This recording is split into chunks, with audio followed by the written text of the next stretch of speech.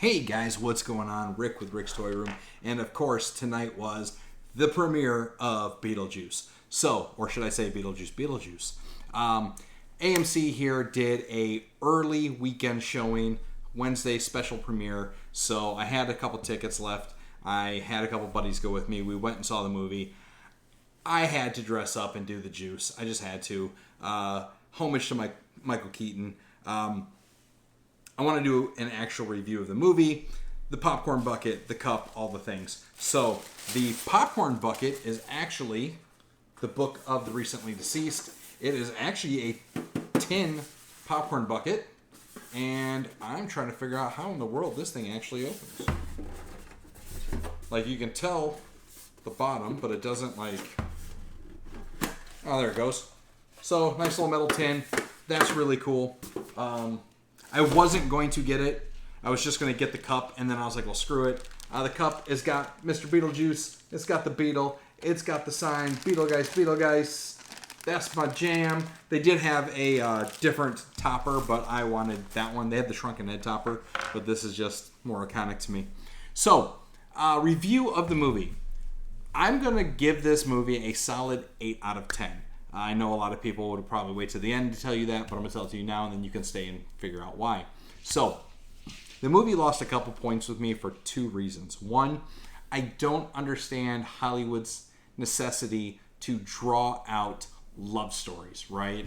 So, the first opening act, the first third of the movie, had a I don't know, they tried to set too much up in the movie. Like, the whole plot line in general, and this is where it lost the second point, but they tried to set too much in the movie. So what they did was they turned around, and the first act probably could have been shaved down by at least 30 minutes. The movie was 2 hours long. Like I said, it was about an hour, it was probably about 30 minutes too long. So it lost points for the opening movie and having to set up these long, drawn-out love sequences and explanations. Then it lost a point for the plot storyline. So you could tell like the movie was like written and then came back and rewritten for some of the extra characters. It kind of felt like it didn't know what it wanted to do. It had multiple protagonists. It had multiple like mini stories in it. Like, it took a while. It wasn't until about halfway through the second act that you realized, okay, that makes sense. Holy cow. Now you're really starting to get invested in the movie. The movie's really starting to pick up. So probably about, I would say, an hour and 15 minutes in, the movie really picked up some steam and some action. You do get to see Beetlejuice early on in the movie. Like, probably within the first 15-20 minutes, you see Beetlejuice. But because Michael Keaton had a deal with Tim Burton, Beetlejuice could not be the main focus of the movie. Beetlejuice could not be in the movie longer than he was in the original. Michael Keaton felt it took away from the character, took away from the movie. So Beetlejuice only gets 17 minutes throughout the whole movie, up 2 hours. They gave him a really lengthy end sequence, probably about a good 5 minutes. Again, felt a little too long for the actual sequence that was happening. But it's a Tim Burton movie. I'm tired. There were a lot of, like... There was a cameo I wasn't expecting. And then when you first hear their voice, you're like, holy cow. The second act reveal was like, holy cow. A lot of really small pieces of homage throughout the movie to the original. So many things that you spot if you saw the original. And I just recently saw it again so that I could be like, okay, what are they going to tie into the movie, right? So really cool little tidbits. There was a small kind of continuity issue with the movie. I'll let you figure that out yourself, or we'll wait until it comes out next weekend and you guys can ask me in the comments and I'll tell you what I spotted and see if you caught it. But there was a continuity issue in the beginning of the movie. Like I said, multiple protagonists. One character you wanted to see killed off really early that they waited to kill off. And then when they do, it was kind of lackluster, if you ask me. They pushed the boundaries of the PG-13 rating. They really did.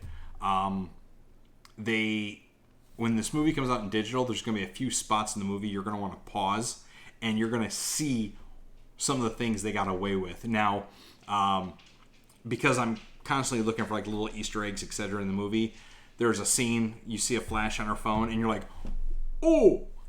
And then like a few things that they say, a few things that they do. There were a few death sequences that were really like, okay, you guys got away with like one F-bomb just to the edge of PG-13. You got to one death sequence just to the edge of PG-13. Again, and then like I said, a lot of homage items.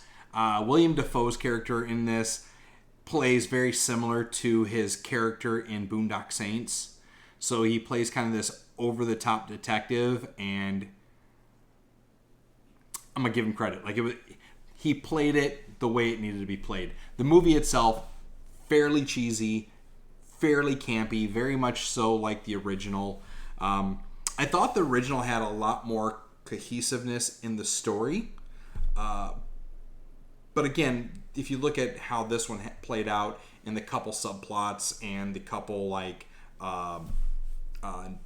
the multiple protagonist issue, it didn't do too bad for a 2-hour movie.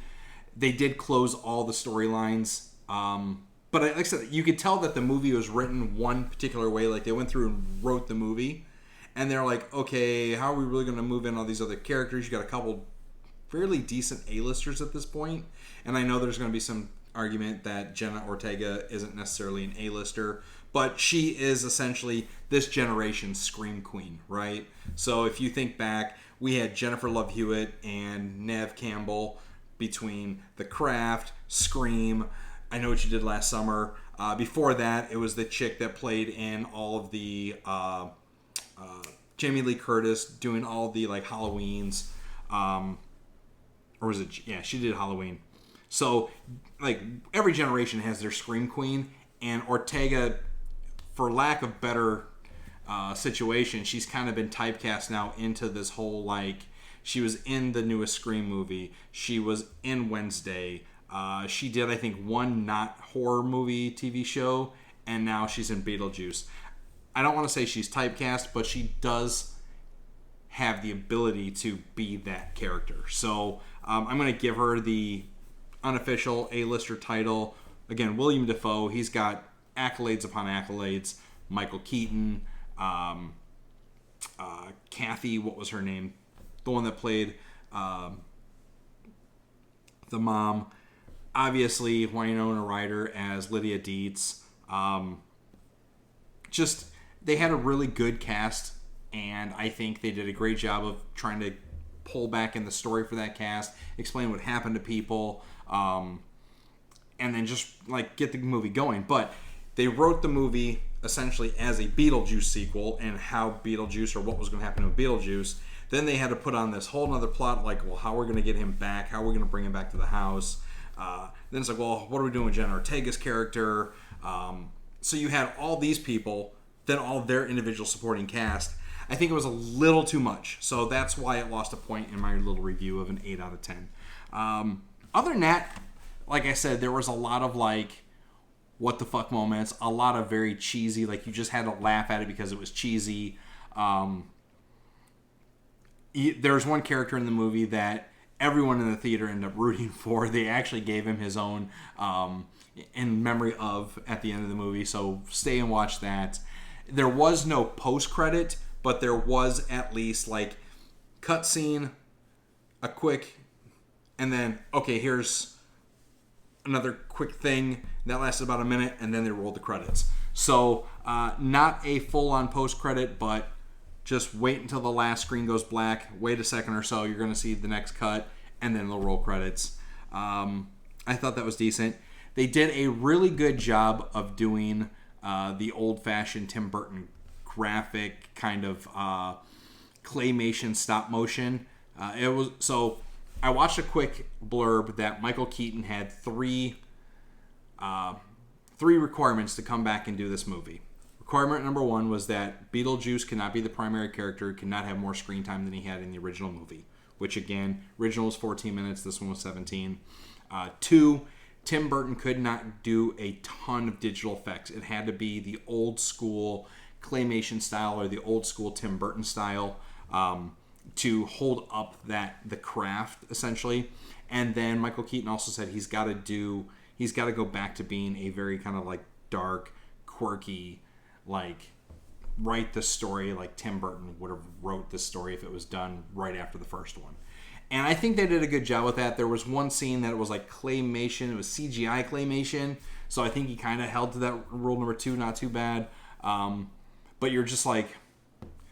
I also think that there must have been something that happened with Jeff James because you don't actually see him in the movie. There's a photo of him. There's the claymation of him.